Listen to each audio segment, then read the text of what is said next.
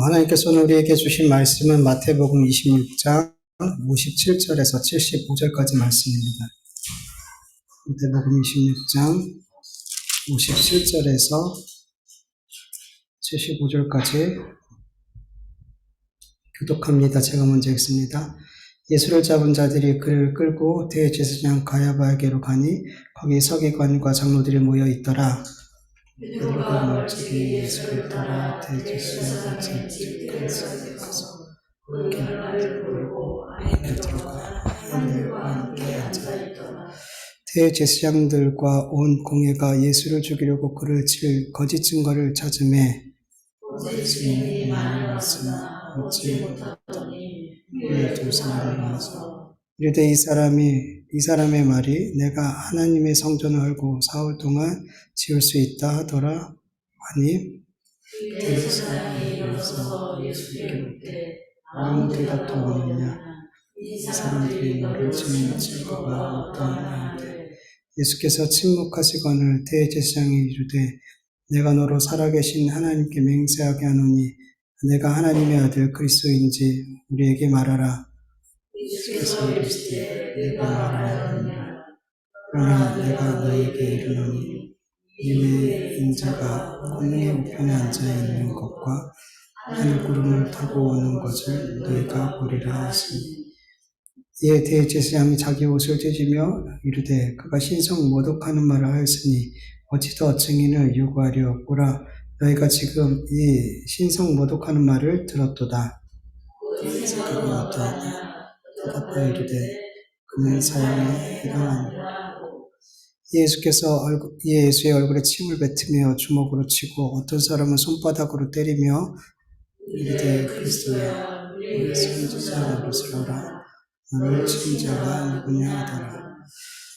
베드로가 바깥들에 앉았더니 한 여종이 나와 이르되 너도 갈릴리 사람 예수와 함께 있었도다 하거늘 베드로가 모든 사람 앞에서 부인하여 이르되 나는 네가 무슨 말을 하는지 알지 못하겠노라 하며 안문까지 나아가니 다른 여종이 그를 보고 거기 있는 사람들에게 말하되 이 사람은 나사렛 예수와 함께 있었도다 하며 베드로가 맹세하고 또 부인하여 이르되 나는 그 사람을 알지 못하노라 하더라.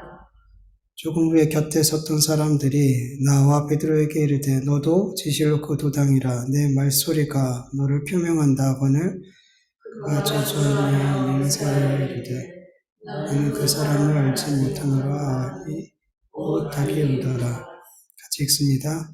이에 베드로가 예수의 말씀을 다 울기 전에 내가 세 번 나를 부인하리라 하심이 생각나서 밖에 나가서 심히 통곡하니라. 아멘. 여러분 영화나 드라마를 보면은 어떤 사건들이 일어나는데 그 사건들이 일어나는 시간대가 같아요. 같은 시간대 다른 장소에서 어떤 사건들이 막 일어나요. 그래서 그 같은 시간대 다른 장소에서 일어난 그 사건들을 이렇게 막 교차해서 이렇게 보여주는 그런 장면들을 우리 종종 보게 되죠. 오늘 본문 말씀이 딱 그런 장면인 거예요. 예수님께서 겟세마네 동산에서 잡히시고 대제사장 가야바의 집으로 끌려가시죠. 그곳에는 이미 서기관들과 장로들이 예수님을 신문하기 위해 모여 있었다라고 기록하고 있어요. 그리고 같은 시간에 어떤 일이 일어나요? 예수님께서 잡혀가실 때 제자들은 예수님을 다 버리고 도망을 갔죠. 그런데 베드로는 도망을 가다가 돌이켜서 예수님의 결말이 어떻게 될지 보고자 이렇게 예수님을 붙잡아가는 사람들을 멀찍이 떨어져서 쫓아가다가 결국엔 어디까지 들어가요? 대제사장 집까지 들어가게 되죠. 그리고 오늘 본문 말씀처럼 예수님께서 그렇게 밤새 신문을 당하고 계실 때 베드로는 어떻게 했어요? 예수님을 3번 부인하게 됐어요. 예수님을 신문하는 그 사건과 베드로가 예수님을 부인하는 그 사건이 지금 동시에 같이 일어나고 있더라는 거죠. 여러분 성경은 그 같은 시간 일어난 이 두 사건 가운데 먼저 예수님께서 신문당하시는 장면을 먼저 보여주고 있어요. 본문 59절에서 61절을 보면 대제사장과 온 공회가 예수를 죽이려고 그를 칠 거짓 증거를 찾으매 거짓 증거인이 많이 나왔으나 얻지 못하더니 후에 두 사람이 와서 이르되 이 사람의 말이 내가 하나님의 성전을 얼고 사흘 동안 지을 수 있다 하더라 하니 59절 말씀을 보면 예수님을 신문하는 자들이 어떤 자들인지 구체적으로 나오고 있어요. 앞에서는 서기관과 뭐 이렇게 모여 있었다 그랬는데, 장로들이 모여 있었다 그랬는데, 여기서는 대제사장과 온 공회가, 예수님을 죽이려고 신문하려고 모여 있었어요. 여러분, 우리가 공회는 알고 있다시피, 산헤드린 공회를 얘기하는 거예요. 이스라엘의 최고의, 의결기관이잖아요. 종교적으로, 정치적으로 모든 부분에 있어서 가장 높은 의결기관인데 그 공회에 속한 모든 자들이 그곳에 모여 있었다고 성경은 말씀하고 있어요. 즉 예수님을 죽이기 위해서 이스라엘을 대표하는 최고의 권력자들, 대제사장 그리고 공회 의원들이 그렇게 최고의 권력자들이 다 모여 있었더라는 거예요. 여러분 그만큼 예수님은 그 당시 권력자들에게 가장 큰 걸림이었고 위협이었더라는 거죠. 그런데 여러분 우리가 지난번에도 한번 얘기했던 것 같은데 공회는 공식적으로 밤에 소집이 되면 안 돼요. 불법이에요. 공회는 밤에 소집이 되는 건 그건 불법이에요. 근데 지금 모든 공회원들이 밤에 소집이 됐단 말이에요. 불법이란 말이에요. 이스라엘의 최고의 의결기관이 불법을 행하면서까지 지금 예수님을 죽이려고 하고 있더라는 거죠. 물론 이 공회 안에는 예수님을 죽이는 것에 대해서 반대하는 사람들도 있었어요. 누가복음 23장 50절에서 51절 보면 공회 의원으로 선하고 의로운 요셉이라는 사람이 있으니 그들의 결의와 행사에 찬성하지 아니한 자라. 그는 유대의 동네에 아리마대 사람이요 하나님의 나라를 기다리는 자라. 이렇게 하나님의 나라를 기다리는 의로운 사람들, 진짜 하나님을 바르게 섬기는 사람들이 있었어요. 그들은 예수님을 알아봤어요. 그래서 그들은 예수님을 죽이는 거에 대해서 찬성하지 않았단 말이에요. 이런 사람들도 있었지만 극소수라는 거죠. 거의 모든 사람들이 예수님을 죽이려는데 힘을 모았더라는 거죠. 불법을 행하면서까지. 그리고 더 나아가서 예수님을 죽이기 위해 많은 거짓 증인할 자들을 그들은 불러왔어요. 네. 여러분, 이들은 예수님을 죽이는 것에 대해서 이미 결정을 내렸어요. 그들이 예수님을 붙잡아서 이렇게 거짓 증인들을 막 세우는 거는 예수님에게 사형을 내려야 될지 말아야 될지를 판단하기 위해서가 아니에요. 결정은 이미 났어요. 예수님은 사형이에요. 결론이 나 있어요. 그렇다면 지금 이들은 왜 거짓 증인들을 많이 모아온 걸까요? 자기들의 어떤 결의한 것, 자기들의 결정한 것을 정당화하려고, 자기들의 이 불법을 정당화하려고 그렇게 거짓 증인들을 많이 모았던 거죠. 근데 여러분, 거짓과 불법을 통해 만들어진 어떤 올바른 일, 정당한 일은 없어요. 그 말은 서로 같이 갈 수 없는 말이잖아요. 거짓과 불법을 통해 만들어진 결과는 그것이 아무리 정당해 보이고 아무리 결과가 선해 보여도 범죄예요. 그건 범죄예요. 지금 그들은 자신의 범죄를 정당한 것으로 만들기 위해서 그 죄를 덮기 위해서 애쓰고 있더라는 거예요. 죄를 죄로 덮으려는 거죠. 얼마나 큰 죄예요, 여러분. 그렇잖아요, 여러분. 어떤 죄를 짓는 것보다 우리가 더 나쁘게 보는 건 그 죄를 인정하지 않고 그 죄를 덮으려는 것. 그래서 아이들이 거짓말했는데 그 거짓말로 덮으려 할 때 더 혼나잖아요. 그게 더 우리는 크게 이렇게 혼을 내는 이유가 되잖아요. 네, 그 거짓말보다 그걸 덮으려는 게 더 큰 죄란 말이죠. 여러분, 세상 사람들은 거짓과 불법을 통해서라도 자기들이 원하는 좋은 결과를 얻기 위해서 이 불법과 이 거짓을 행할 때가 많아요. 예. 그리고 이러한 죄를 이 어떤 거짓과 불법으로 얻어낸 것들을 불법이 아닌 것처럼, 거짓이 아닌 것처럼 이렇게 또다시 불법과 거짓으로 그것들을 덮으려고 하죠.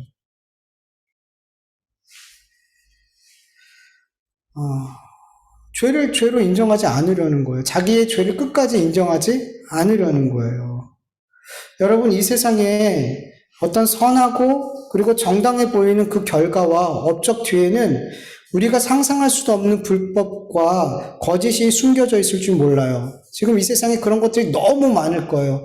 와, 저 사람 정말 괜찮은 사람이구나. 저 사람 정말 훌륭한 사람이구나. 그런데 그 사람 뒤에 어마어마한 불법과 거짓이 그 속에 숨겨져 있을 수 있단 말이에요. 너무 많아요, 그런 것들이 이 세상에.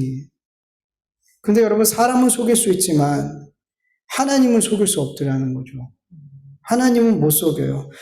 하나님께서는 눈에 보여지는 그 정당하고 선한 결과에 속지 않으세요. 죄를 죄로 인정하지 않고 그 죄를 죄로 덮는 그 악한 죄까지 주님은 반드시 물으신단 말이에요.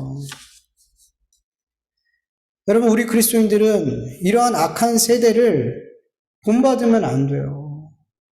근데 안타깝게도 이 세대를 살아가고 있는 우리 그리스도인들조차, 교회조차 거짓과 불법을 통해서라도 자기가 원하는, 교회가 원하는 것을 이룰 수 있다면 거짓말을 하고 불법을 행해요. 그리고 그 거짓과 불법을 또 정당한 것으로 만들기 위해서 또 거짓과 불법을 행하더라는 거예요. 때로는 하나님의 말씀, 하나님의 이름까지 들먹이면서 자기의 거짓과 불법을 이렇게 덮으려는 이런 일들이 뭐 뉴스에도 나오고 너무 많이 일어나고 있는 일이라는 거죠. 여러분, 거짓과 불법을 행하면서 그 죄를 죄로 여기지 않고 그 죄를 또 다른 죄로 덮는 이런 죄들에 대해서 주님은 반드시 다 주님 앞에 고백하게 만들어요. 다 자백하게 만들고 그들이 행한 대로 주님을 심판하실 날이 반드시 온다는 걸 여러분 믿으시길 축원합니다. 마태복음 13장 41절 42절 세 번역으로 보면 인자가 천사들을 보낼 터인데 그들은 죄짓게 하는 모든 일들과 불법을 행하는 모든 사람들을 자기 나라에서 모조리 끌어 모아다가 불아공에 쳐 넣을 것이다. 그러면 그들이 거기서 울며 이를 갈 것이다. 요한계시록 21장 27절 무엇이든지 속된 것이나 가증한 일 또는 거짓말하는 자는 결코 그리로 들어가지 못하되 오직 어린 양의 생명책에 기록된 자들만 들어가리라. 이렇게 불법을 행하는 자들, 거짓말하는 자들은 하나님께서 다 주님께서 모아다가 지옥에 던져 넣으신대요. 그들은 결코 생명책에 들어가 있지 않기에 그들은 결코 하나님의 나라에 들어가지 못한다는 거예요. 주님 앞에 모든 것을 자백해야 하는 날이 내 삶에 반드시 임하게 될 것을, 내가 행한 대로 주님께 심판받을 날이 반드시 우리에게 임하게 될 것을 아는 그리스도인들은, 그리고 교회는 이 세상을 본받는 삶을 살 수가 없는 거예요. 너무 잘 알기 때문에. 여러분, 하나님께서 받으시는 정당하고 선한 결과는 과정도 정당하고 선하다는 걸 여러분 믿으시길 축원합니다. 그리스도인들은, 교회는 반드시 정당하고 선한 과정을 통해서 정당하고 선한 결과를, 열매를 맺어야 되는 거예요. 그런데 여러분, 교회 안에 있는 분들 가운데도 세상에서 살아남으려면, 세상에서 성공하려면, 세상에서 부하려면, 세상에서 힘을 얻으려면 거짓말하지 않고 불법을 행하지 않고는 안 돼요 라고 생각하는 분들이 있어요. 말로는 그렇게 못하죠, 창피해서. 근데 그런 생각을 하면서 이 세상을 살아가고 있는 교회에 속한 분들이, 교회 공동체 안에 있는 분들이, 그런 생각하는 분들이 적지 않단 말이에요. 여러분, 그리스도인들이 이 세상에서 살아남고 어떻게든 살아남고 성공하고 부자되고 힘을 갖고, 여러분, 이게 그리스도인들의 삶의 목적이 아니잖아요. 목적이 아니잖아요. 여러분, 이 세상에서 실패한 것처럼 보이고 성공하지 못하고 부유하지 못하고 사람들에게 인정받지 못하고 인기 없는 삶을 살지 못해도, 여러분, 그리스도인들은 하나님의 말씀, 주님의 말씀, 그리고 예수 그리스도께서 가신 그 십자가의 길을 순종하면서 따라가는 것, 그거면 되는 거예요. 이게 진짜로 살아남는 거예요. 이게 진짜로 성공하는 삶이고, 이게 진짜로 부유한 삶이고, 이게 진짜로 능력 있는 삶이라는 거죠. 요한복음 12장 25절을 보면 자기의 생명을 사랑하는 자는 잃어버릴 것이요 이 세상에서 자기의 생명을 미워하는 자는 영생하도록 보존하리라. 아멘. 여러분, 이 세상에서 성공하고 부유하고 남들보다 높은 자리에 앉는 것은, 결국 그렇게 앉으려고 하는 것은 결국에는 이 약육강식 같은 이 세상에서 살아남기 위함인 거예요. 행복하기 위해서요? 아니에요. 뭔가 얻으면 행복한 것 같잖아요. 근데 그게 날 진짜 행복하게 하냔 말이에요. 아니더라는 거예요. 진짜 근본적인 원인은 살아남기 위함인 거예요. 힘이 있어야지 살아남고, 돈이 있어야지 살아남고, 빽이 있어야지 살아남고. 살아남기 위해, 내 생명을 더욱 안전하게 보호하기 위해 거짓말을 하고 불법을 행하면서까지 그렇게 성공하려고 하고 부하려고 하고 높은 자리에 앉으려고 하고 그렇게 힘을 가지려는 거 아니냔 말이에요. 여러분, 이스라엘 권력자들이 예수님을 죽이려는 이유가 뭐예요? 자기를 위함이에요. 그냥 예수님 놔뒀다가는 자기 자리가 위태하니까 자기가 소유하고 있는 것, 자기가 힘이라고 자기를 지킬 수 있는 것들을 잃어버릴 수 있으니까. 그래서 예수님을 죽이려고 하는 거죠. 그런데 여러분, 이러한 생각을 가지고 있는 사람들은 이렇게 내가 이 세상의 힘을, 그리고 내가 이 세상에서 부자가 되고 높은 자리에 앉아서 나를 지켜야지, 내 생명을 지켜야지, 내 생명을 소중하니까, 내 삶을 소중하니까, 그러면서 자기의 생명을 사랑하면서 그렇게 자기를 지키려고 하는 그런 사람들은 예수님께 생명을 못 맡겨요. 예수님께 내 생명을 못 맡겨요. 예수님께 내 생명을 못 맡기는 사람은 예수님의 말씀에 순종할 수가 없어요. 네. 여러분, 왜 예수님께 생명을 못 맡기고 예수님께 순종을 왜 못하는 거예요? 그렇게 예수님께 맡기고 순종하는 삶을 살면 이 세상에서 성공 못할 것 같은 거예요. 실패할 것 같고, 낙오할 것 같고, 가난하게 될 것 같고, 손해볼 것 같고, 낮아지게 될 것 같고, 무시당할 것 같고, 미움받을 것 같고, 그렇게 예수님께 내 삶을 맡기고 내 생명을 맡기고 순종하는 삶을 살면 이 세상에서 내 생명을 내가 못 지킬 것 같은 거예요. 그러니까 어떻게 해요? 예수님께 못 맡기는 거예요, 내 생명을. 교회를 다녀도 내 생명을 주님께 못 맡기고 주님의 말씀에 순종을 못 하는 거예요. 그리고 누구를 의지해요? 나를 의지해요. 내가 부자 돼야지. 내가 힘을 가져야지. 내가 성공해야지. 그래야지 내가 내 생명을 지킬 수 있지. 그래야지 내가 내 삶을 안전하게 보호할 수 있지. 그러면서 나를 의지하는 거예요. 네. 그런데 여러분, 이렇게 나를 사랑하는 삶 같이 보이는, 나를 사랑하는 것 같잖아요. 되게 나를 사랑하는 것 같잖아요. 근데 이렇게 나를 사랑하는 삶을 사는 사람들은 결국 어떻게 될까요? 하나님의 영원한 심판을 받게 되는 거예요. 네. 이건 여러분, 정말 내 생명을 사랑하는 삶 같이 보이지만 사실은 뭐예요? 미워하는 거예요. 내 생명을 미워하는 거예요. 여러분, 진심으로 자기의 생명을 사랑하는 자는 이 세상에서 마치 자기의 생명을 미워하는 것 같은 삶을 살게 돼요. 이 세상에서. 여러분, 내 생명을 미워하는 것 같은 그런 삶은 어떤 삶을 사는 거예요? 막 자해하고 자살하고 이게 내 생명을 미워하는 삶이에요? 여러분, 내 생명을 미워하는 자와 같은 삶을 사는 건, 내 생명을 누구에게 맡기는 거예요? 주님께 그냥 맡겨드리는 거예요.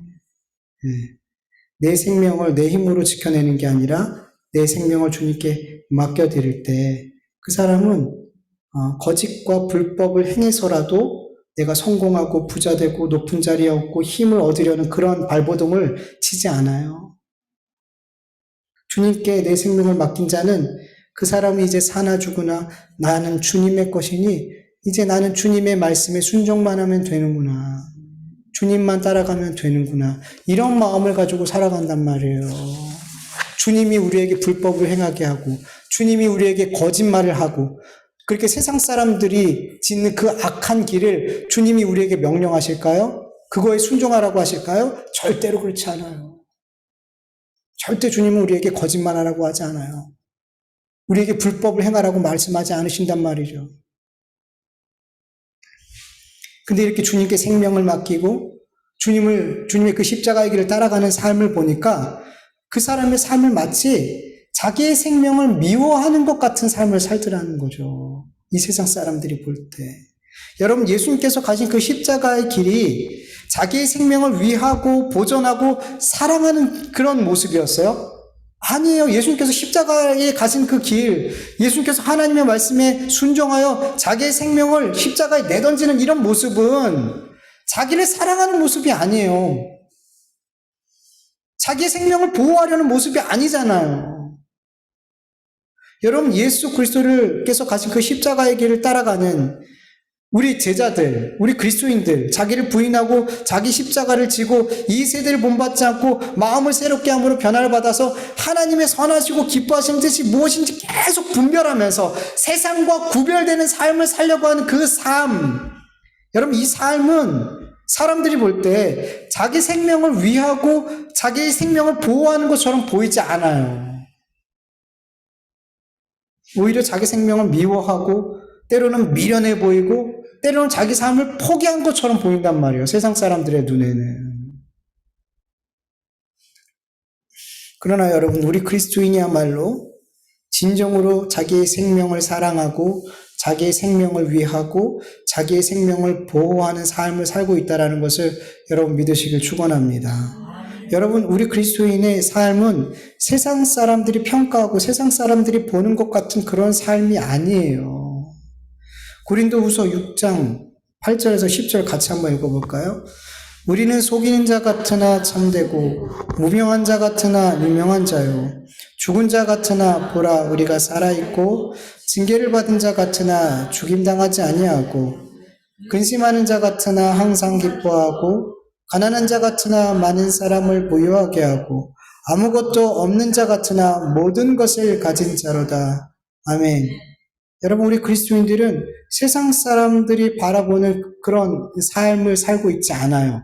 그들은 그렇게 보여져요. 우리는 무명한 것 같고, 우리는 징계를 받는 것 같고, 죽임당하는 것 같고, 근심하는 것 같고, 그리고 가난한 자처럼 보이고, 아무것도 없는 것처럼 세상 사람들이 우리를 그렇게 보지만, 그게 아니더라는 거죠. 우리의 삶은 그런 삶이 아니라는 거죠. 우리는 우리의 생명을 소중히 여기지 않고, 미워하고, 그렇게 포기한 것 같은 그런 삶을 사는 것처럼 비춰지지만 우리는 누구보다 우리의 생명을 소중하게 여기고 우리의 생명을 보존하고 생명을 사랑하고 있는 삶을 살아가고 있더라는 거예요. 우리는 지금 영원토록 시들지 않는 생명을 얻기 위해서 다름질하고 있는 삶을 살고 있는 거예요. 정말 생명을 사랑하는 삶을 살고 있는 거예요. 그런데 자기의 생명을 사랑하는 것처럼 살아가고 있는 그 사람들은 지금 영원히 꺼지지 않는 그 지옥을 향해서 달려가고 있더라는 거예요. 도대체 누가 정말 자기의 생명을 사랑하는 자고 누가 정말로 자기의 생명을 미워하는 자냔 말이죠.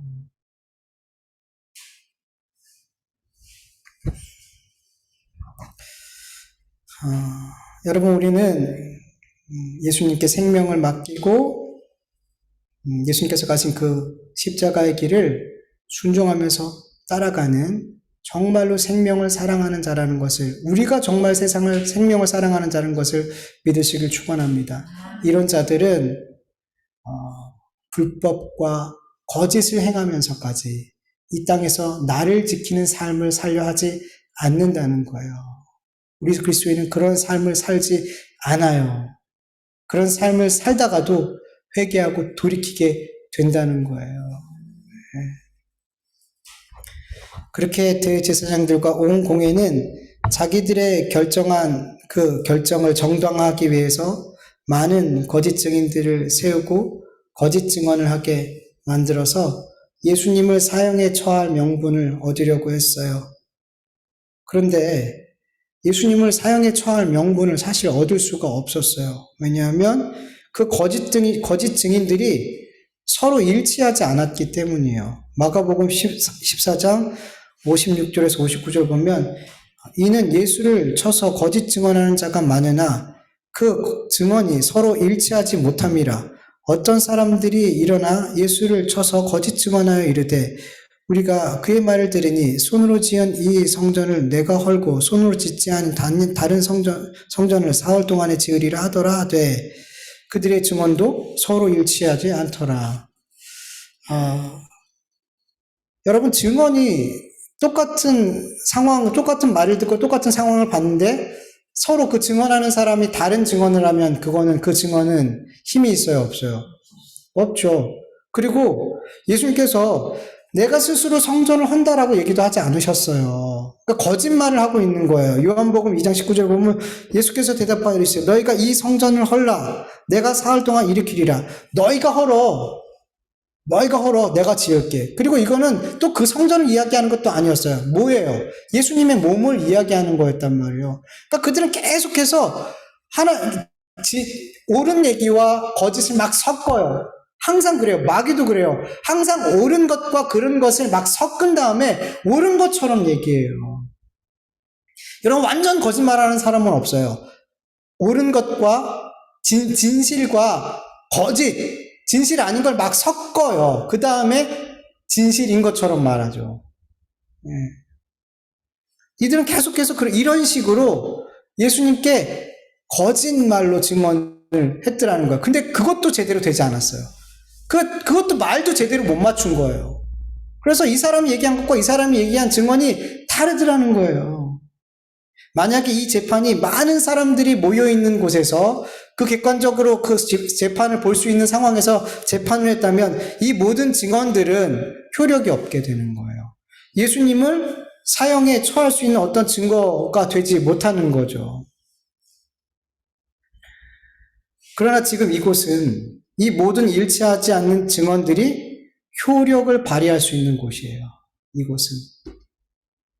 예수님께 모두 다 이 일치하지 않는 증언은 효력을 갖고 예수님께 불리하게 지금 작용이 되어지고 있더라는 거죠.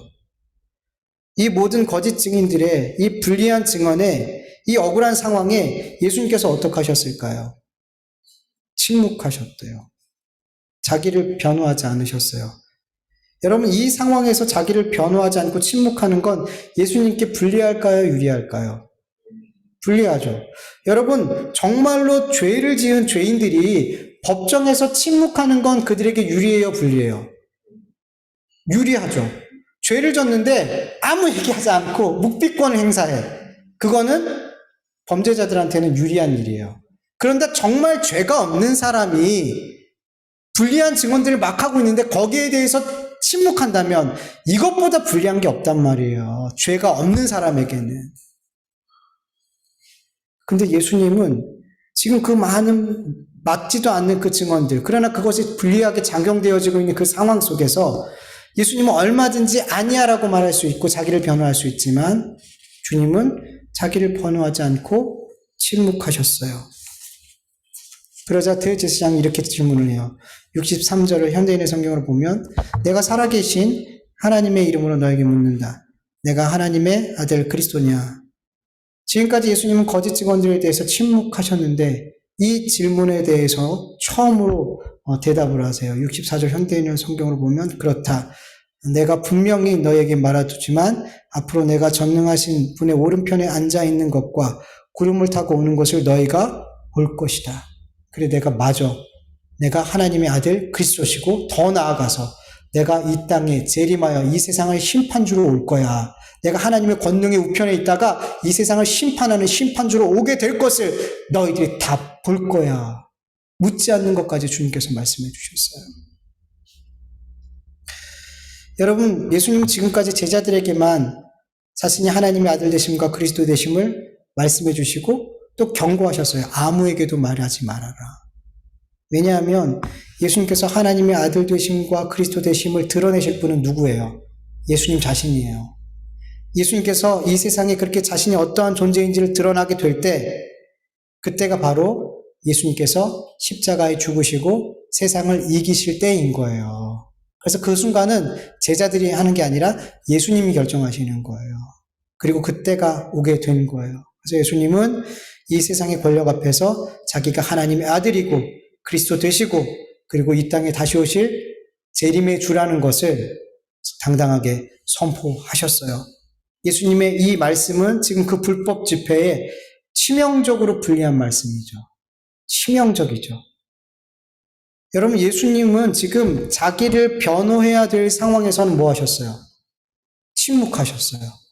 그런데 침묵하셔야 될 대답하지 않아야 될 상황에서는 어떻게 하셨어요? 대답하셨어요. 거꾸로. 예수님 스스로가 위험에 빠뜨리더라는 거예요. 예수님의 말을 통해서. 또 침묵을 통해서. 여러분 지금 상황을 보면 그들이 예수님을 사형에 처할 명분을 만들어내는 게 아니고 오히려 반대로 예수님 스스로가 사형에 처할 명분을 그들한테 만들어주고 있다는 것을 우리는 볼 수 있어요. 이러한 모습을 볼 때 예수님은 당시 권력자들의 시기와 질투와 경계심으로 말미암아 억지로 억울하게 십자가에 달려 돌아가신 게 아니라 예수님 스스로가 그 십자가를 능동적으로 자발적으로 가고 있다는 것을 우리는 말씀을 통해서 볼 수 있는 거예요. 예. 여러분 십자가의 길은 여러분 능동적이고 자발적으로 가는 길이에요. 예. 여러분 무엇이 예수님을 그렇게 십자가의 길을 자발적으로 능동적으로 가게 하신 걸까요? 바로 저와 여러분 때문이죠. 저와 여러분을 사랑하기 때문이죠. 우리를 향한 주님의 사랑이 십자가의 길을 억지로 타의에 의해서 간 게 아니라 자발적이고 능동적으로 그 십자가의 길을 가게 했어요. 우리를 향한 주님의 사랑이. 이게 사랑의 능력인 거예요. 이게 사랑의 능력인 거예요. 여러분 사랑은 절대로 떠밀려 가지 않아요. 사랑하게 되면 자발적이고 능동적으로 바뀌어요. 여러분 주님의 사랑이 하나님의 사랑이 얼마나 큰지 우리는 계속 알아가야 돼요. 닮아가야 돼요. 여러분 로마서 8장 39절 49절 바울이 하나님의 사랑이 얼마나 놀라운 능력인지를 우리에게 말씀하고 있어요. 내가 확신하노니 사망이나 생명이나 천사들이나 권세자들이나 현재일이나 장래일이나 능력이나 기쁨이나 높음이나 기쁨이나 다른 어떤 피조물이라도 우리를 우리 주 그리스도 예수 안에 있는 하나님의 사랑에서 끊을 수 없느니라. 아멘. 그리스도 안에 나타난 하나님의 사랑이 얼마나 크고 놀라운지 이 세상의 어떤 피조물도 하나님의 사랑을 이긴다, 못 이긴다. 못 이겨요. 하나님의 사랑을 이길 수 있는 것이 이 세상에 존재하지 않아요. 그래서 하나님의 사랑이 우리를 붙들고 있으면 이 세상의 어떤 피조물도 그 사랑에서 우리를 끊어내지 못하다는 거예요. 네. 여러분 사랑은 모든 것을 이겨요. 십자가의 두려움도 고난도 모든 것을 이겨요. 뭐가? 사랑이. 그 사랑으로 인해 하나님이 예수 그리스도를 우리에게 보내주셨고 그 사랑으로 인해 예수님께서는 십자가에 죽으셨고 그 사랑으로 인해 다시 이 땅에 재림하게 되실 줄 믿습니다. 여러분 저와 여러분은 어떤가요? 우리에게 주어진 이 십자가의 길을 우리는 능동적으로 자발적으로 가고 있나요? 아니면 가고 싶진 않은데 억지로 이렇게 떠밀려서 가고 있나요? 여러분 분명 이 십자가의 길을 처음부터 능동적으로 자발적으로 가는 사람은 한 사람도 없을 거예요. 처음에는 모두 다 억지로 떠밀려 끌려가게 돼요. 성령님의 강권하심으로 어쩔 수 없이 그 길을 가게 되고 그 십자가의 길에 들어서게 되는 거예요. 왜냐하면 우린 처음부터 그렇게 주님을 사랑하지 않아요. 예수님을 믿고 난 이후에 여전히 우리는 누굴 사랑하는 삶을 살아요? 나를, 세상을. 그 나를 사랑하고 세상하는 삶을 여전히 살고 있어요. 그래서 예수님을 믿는 것조차 누굴 위해서 믿는 거예요? 나를 위해서 믿는 거예요. 나를 위해서 예수님을 믿는 거예요. 그래서 이 십자가의 길을 자발적이고 능동적으로 못 가요. 뭐가 없기 때문에? 사랑이 없기 때문에. 주님을 진짜 사랑하지 않기 때문에. 주님을 나보다 더 사랑하지 않기 때문에 우리는 그 길을 자발적으로 능동적으로 갈 수가 없는 거예요.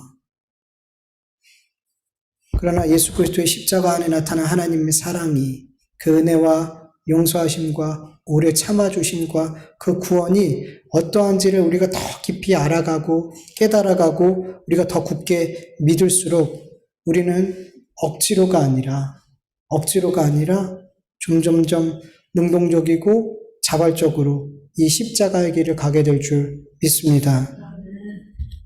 우리를 향한 주님의 사랑이 그리고 주님을 향한 우리의 사랑이 그 길을 가게 만들어 주시는 거예요.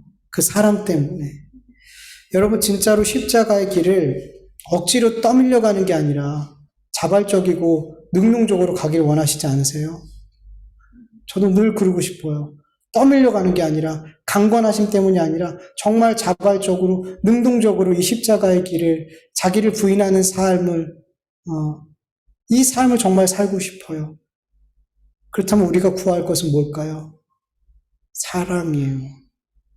주님을 향한 그 사랑을 우리가 구하고 그 사랑이 우리 안에 충만할 때 우리는 그 사랑 때문에 자발적으로 가게 되는 거예요. 마치 사랑하는 두 사람이 아무리 고난의 길이라도 그 길을 가야 되는데 한 사람만 가게 되면 그 사랑하는 사람 때문에 그 길을 같이 가게 되잖아요. 사랑이 그렇게 가게 하잖아요. 떠밀려 가는 게 아니라 너가 주는 한이 있어도 내가 너와 함께 할게. 사랑 때문에. 베드로가 왜 예수님 앞에 그렇게 죽는 데까지 제가 따라갈게요 라고 얘기할 수 있었을까요? 사랑했기 때문이에요. 진짜로. 근데 그건 육신의 사랑이죠. 육신의 사랑이니까 거기까지 못 가는 거예요. 근데 주님 주신 사랑, 그리고 내가 주님 주신 사랑으로 다시 주님을 사랑하는 삶을 살 때 우리는 진짜 갈 수 있게 되는 거예요. 능동적으로 그 십자가의 길을 가게 될 줄 믿습니다. 여러분 이런저런 능력 구하는 게 아니라요. 여러분 사랑을 구하세요. 주님을 더 사랑하길 원합니다. 주님이 나를 얼마나 사랑하시는지 그 사랑을 제가 깨닫길 원합니다. 그렇게 기도할 수 있기를 간절히 축원합니다. 예수님의 대답을 들은 대제사장과 그 많은 사람들은 이제 됐다라고 생각했을 거예요. 속으로 되게 기뻤을 거예요. 왜냐하면 예수님께서 선포하신 그 말씀은 그들이 듣기에는 신성모독이에요. 이제 다른 증거를 요구할 필요가 없어요. 그들에게 하나님의 모독하는 죄는 그건 사형이거든요. 얼마든지 사형을 언도할 수 있는 죄목이거든요. 네. 여러분 예수님의 이 말씀을 들을 때 우리는 어떻게 받아들여요? 아멘이라고 하죠. 맞아요. 주님은 하나님의 아들이시고 그리스도시고 하나님 우편에 계시다가 이 땅에 재림할 심판의 주님이십니다. 그 말을 들을 때 우리는 아멘 한단 말이에요. 그런데 그것이 안 믿어주는 사람, 아멘이 되어지지 않는 사람은 이 말이 어떻게 들려요? 신성모독으로 들리는 거예요. 그래서 그들이 예수님의 이 한 말을 그들은 받고 됐다. 드디어 사형에 처할 명분을 얻었다라고 그들은 기뻐했을 거라는 거죠. 네. 그런데 여러분 진짜 신성모독을 하고 있는 건 예수님일까요? 그들일까요? 그들이에요. 여러분 진리는 양면성을 가지고 있잖아요. 진리를 믿는 자에게는 예수 그리스도는 하나님의 아들이시고 구세주시고 우리의 재림의 주님 되세요. 그 진리는 우리에게 생명과 구원으로 인도하는 길이 돼요. 그러나 그 진리를 믿지 않는 자에게는 그 진리는 이 세상에서 가장 믿을 수 없는 거짓말이 돼요. 그래서 하나님의 택함을 받지 못한 자들은 이 진리 대신 예수 그리스도를 믿어요, 못 믿어요? 못 믿어요. 그 말씀들이 다 거짓말로 들려진단 말이에요. 가장 믿을 수 없는 거짓말. 그러나 여러분 성경은 진리를 믿지 않는 자들이야말로 진짜로 거짓말하는 자들이고 그들이 바로 하나님을 거짓말쟁이로 만드는 자다라고 말씀하고 있어요. 요한일서 5장 10절을 보면 현대인의 성경을 볼게요. 하나님의 아들을 믿는 사람은 자기 마음속에 이 증거를 가지고 있습니다. 하나님을 믿지 않는 사람은 하나님을 거짓말쟁이로 만드는 것입니다. 그것은 하나님이 자기 아들에 대해 증거하신 것을 그가 믿지 않았기 때문입니다. 아멘. 여러분 하나님을 거짓말쟁이로 만드는 방법이 있어요. 예수님을 안 믿으면 되는 거예요. 예수님을 안 믿는 자는 하나님을 거짓말쟁이로 만드는 거래요. 여러분 하나님을 거짓말쟁이로 만드는 자가 바로 신성모독을 하고 있는 거잖아요. 지금 이들은 예수님을 믿지 않고 있어요. 예수님 믿지 않고 있게 그들은 지금 자기들이 섬기는 그 하나님을 거짓말쟁이로 만들고 있더라는 거예요. 그래서 지금 이 상황에서 예수님이 신성모독을 하는 게 아니라 진짜 신성모독을 하는 사람들은 그들이라는 거예요. 그들이 사형에 처해져야 된다는 거예요. 근데 사형에 처해져야 될 자들이 지금 예수 그리스도를 사형에 처하더라는 거예요. 이게 복음이에요.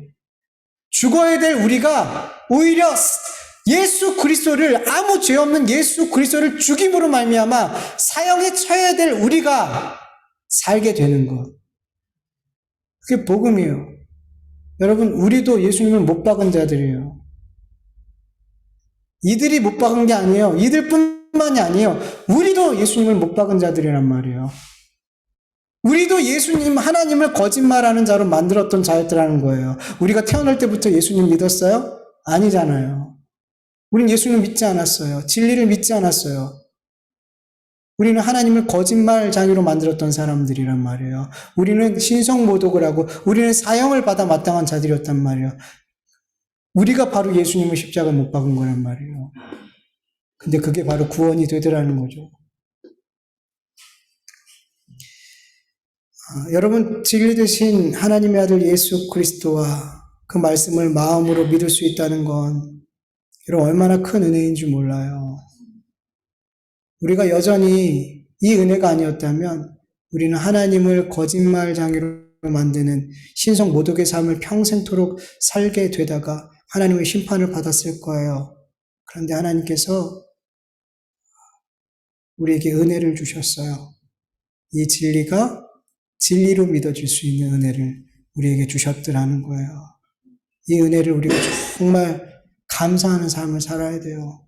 너무 익숙하고 늘 듣는 말씀이지만 진리를 거짓으로 여기지 않고 거짓말로 듣지 않고 진리를 진리로 믿을 수 있는 이 은혜 주신 하나님을 정말 영원토록 찬송하고 이 하나님께 감사하는 삶을 살 수 있기를 간절히 축원합니다.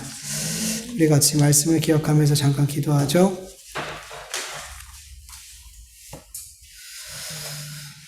하나님 아버지 감사합니다. 하나님 그렇게 나올 수 있도록 도와주시니 감사합니다.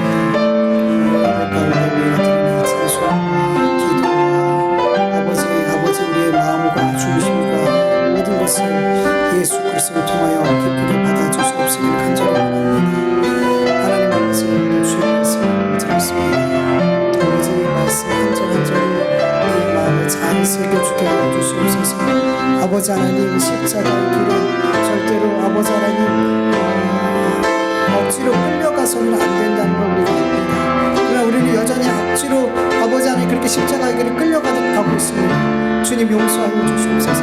아버지 우리가 여전히 나를 사랑하고 이 세상의 것들을 사랑하고 있습니다. 정말 주님을 사랑하기 원합니다. 나보다 이 세상의 것보다 주님을 더 사랑하기 원합니다. 그래서 나에게 주신 이 십자가의 길, 이 생명의 길을 아버지 하나님 능동적으로 자발적으로 이 길을 가게 하여 주시옵시고 이 십자가의 길을 가게 하신 그 은혜를 감사하게 하여 주시옵소서. 이것이 내 생명을 사랑하는 길이요 이것이 내 생명을 보호하는 길이라는 것을 알고 내 생명을 진짜 사랑하고 보호하는 길을 가게 하신 구원하는 길을 가게 하신 이 하나님께 감사할 수 있는 우리의 삶이 되어질 수 있도록 은혜 베풀어 주시옵소서. 감사합니다. 주님의 이름으로 기도합니다.